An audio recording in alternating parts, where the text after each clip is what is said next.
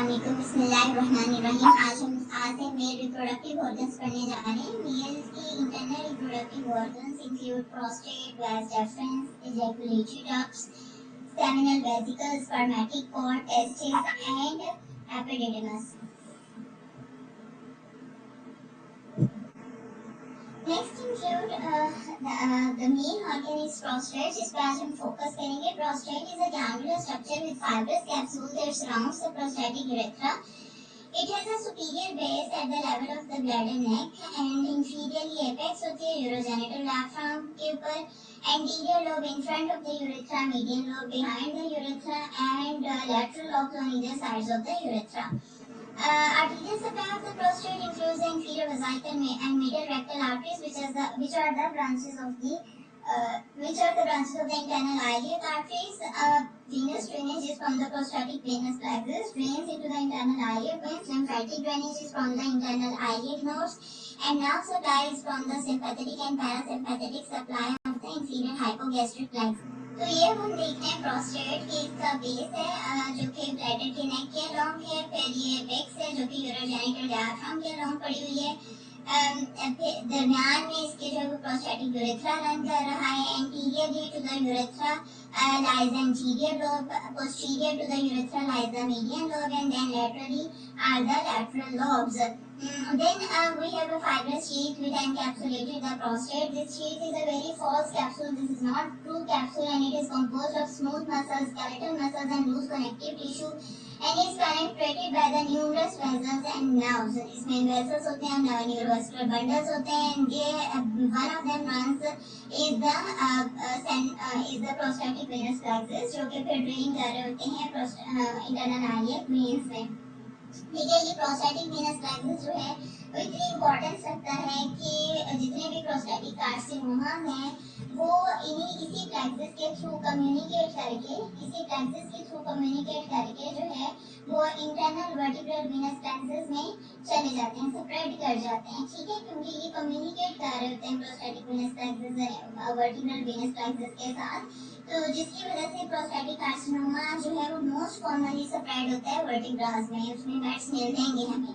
ठीक है, तो ये इसकी इम्पोर्टेंट होगी प्रोस्टेटिक वेनस प्लेक्सस की. नेक्स्ट है this is the city image of the pelvis in which we are looking. The prostate is enlarged with its medial lobe hypertrophied that is projecting in the base of the bladder.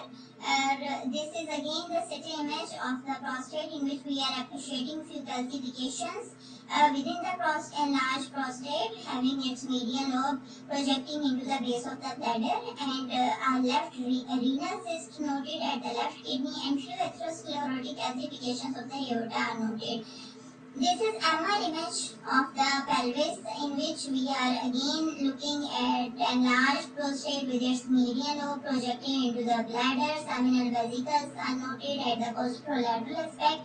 Prostate जो है वो inferiorly pubic bone के साथ connected होता है through the प्यूबोप्रोस्टैटिक ligaments, और इसी connection की वजह से जो प्रोस्टैटिक यूरेथ्रा है वो थोड़ा सा इमोबाइल होता है as compare to other parts of the male urethra. This is the ultrasound, transrectal ultrasound to view the prostate.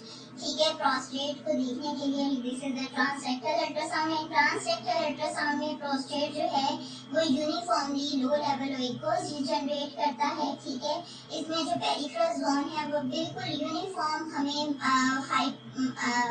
बिल्कुल यूनिफॉर्म जो है वो आइसोइकोइक नजर आएगी. ठीक है, आइसोइकोइक नजर आएगी, जबकि जो सेंट्रल जोन है वो थोड़ी सी हाइपोइकोइक नजर आएगी. ठीक है, सेंट्रल जोन हाइपोइकोइक नजर आएगी. This is again the trans abdominal ultrasound in which the prostate is enlarged. ठीक है, और this is MR image in which again the prostate is enlarged, and this is what this study is called. This study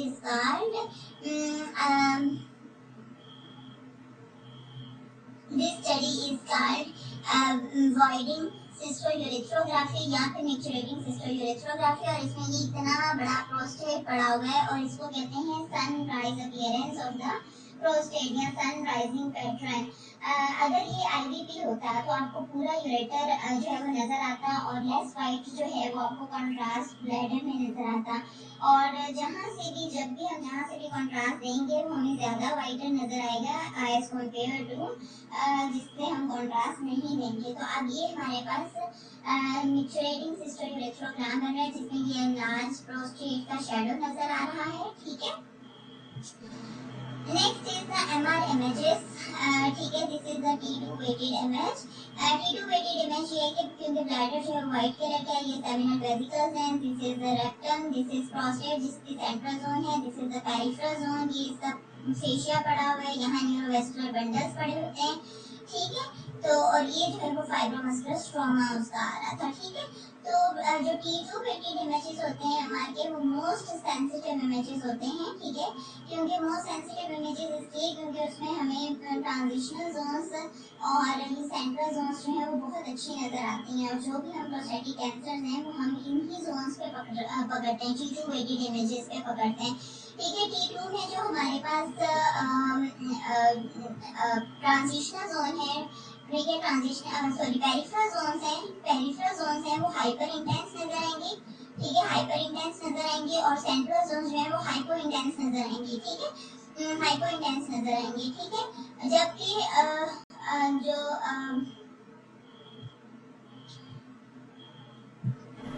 Now this is the T1 weighted image जिसमें bladder हमारे पास black नजर आ रहा है, these are seminal vesicles। ठीक है, जिसमें prostate ये पूरा ब्लैक नजर आ रहा है, इसमें हम जोन्स को डिफरेंशिएट नहीं कर सकते T1 weighted image में, right. So this is the T2 MR images in which we are observing the peripheral zone। T2 hyper intense होगी peripheral zone, और central gland जिसमें including your central zones and transitional zones are mildly hypoechoic और intermediate signals होंगे, multi nodular appearance होगी, और ये neurovascular bundles पड़े हुए हैं। ये यूजुअली 8 एंड 4 o'clock पोजीशन पे पड़े होते हैं। अगर आप यहाँ पर क्लॉक बनाएं और यहाँ 12 o'clock लिखें, यहाँ 6 o'clock पे 4 और 8 o'clock पोजीशन बनती है न्यूरोवेस्कुलर बंडल्स की। ठीक है, अब जब भी आपके पास प्रोस्टेटिक कैंसर आएगा वो मोस्ट कॉमनली इन्वॉल्व कर रहा होता है आपकी ट्रांजिशनल जोन्स को। ठीक आपकी पेरिफेरल जोन्स को। प्रोस्टेटिक कैंसर जो है वो मोस्ट कॉमनली इन्वॉल्व कर रहा है, और उसको हम डिस्क्राइब कैसे करेंगे कि there is loss of peripheral T2 hyperintensity leading to the breach of capsule infiltrating the neurovascular bundle at 8 and 4 o'clock position। और फिर जितने भी एक्सटर्नल रिलेशंस हैं उसके कि आया वो एंटीरियरली ब्लैडर को इन्फिल्ट्रेट कर रहा है या नहीं, पोस्टीरियरली रेक्टम को और सेमिनल वेसल्स को इन्फिल्ट्रेट कर रहा है या नहीं, ये सारे लिखेंगे। और उसके बाद फोर्थ इंपॉर्टेंट चीज हम देखेंगे लिम्फ नोड्स पे कमेंट करेंगे, क्योंकि इसकी लिम्फेटिक ड्रेनेज जो है वो इंटरनल आईलिफ नोड्स में जाती है, तो इंटरनल आईलिफ नोड्स लाजमी देखेंगे, और सराउंडिंग बोन्स प्यूबिस देखेंगे, स्टर्न देखेंगे, सेक्रम देखेंगे कि वहाँ पर मेट्स तो नहीं पड़े हुए, बोनी मेट्स तो नहीं पड़े हुए। तो ये सारी 5 चीजें डिस्क्राइब करना प्रोस्टेटिक कार्सिनोमा में बहुत जरूरी है। Number 1 is loss of peripheral T2 hypersensitivity, फिर कैप्सुलर इन्फिल्ट्रेशन है या नहीं, न्यूरोवेस्कुलर बंडल्स इन्वॉल्व हैं या नहीं। नंबर 3 है रिलेशन के क्या उसका रेक्टम इन्फिल्ट्रेट है, बचा हुआ है, सेमिनल वेसिकल्स सेव्ड हैं या प्रिजर्व्ड हैं, उनके साथ फैट प्लेन्स या नहीं है। फिर दूसरा प्रोस्टेट को तो नहीं इन्वॉल्व कर रहा। ये 4 जो सराउंडिंग विस्टास है उनके रिलेशन सीखना जरूरी है। फिर चौथी इंपॉर्टेंट चीजें आपके lymph nodes, internal iliac lymph nodes तो नहीं पड़े हुए, और फिफ्थ इज बोनी मेट्स, ये कहीं पर आपके प्यूबिस में, स्ट्रम में या सेक्रम में कहीं मेट्स तो नहीं पड़े हुए। ठीक है, तो this is all we are finishing with the rectum prostate. एक इम्पॉर्टेंट चीज याद रखें, अगर क्वेश्चन आता है कि बीपीएच मोस्ट कॉमनली कहाँ पर होता है, तो हमारा आंसर होगा ट्रांजिशनल जोन में। ठीक है, बीपीएच मोस्ट कॉमनली किसको इन्वॉल्व कराता है, ट्रांजिशनल जोन को। ठीक है, और prostatic carcinoma most commonly involve होता है, किसको कर रहा होता है involve, prostatic carcinoma most commonly peripheral zone को। ठीक है, ये 2 इंपॉर्टेंट क्वेश्चन हैं। और आजकल एक और इम्पॉर्टेंट क्वेश्चन पूछा जा रहा है, वो ये कि prostatic carcinoma can be detected by which MR। ठीक है, तो अब उसका बेहतरीन आंसर ये कि dynamic imaging with DWI and ADC protocol of MRI। ये जो है वो सेंसिटिव है for detecting the prostatic carcinoma. क्या बोला है? Dynamic imaging with DWI and ADC protocol.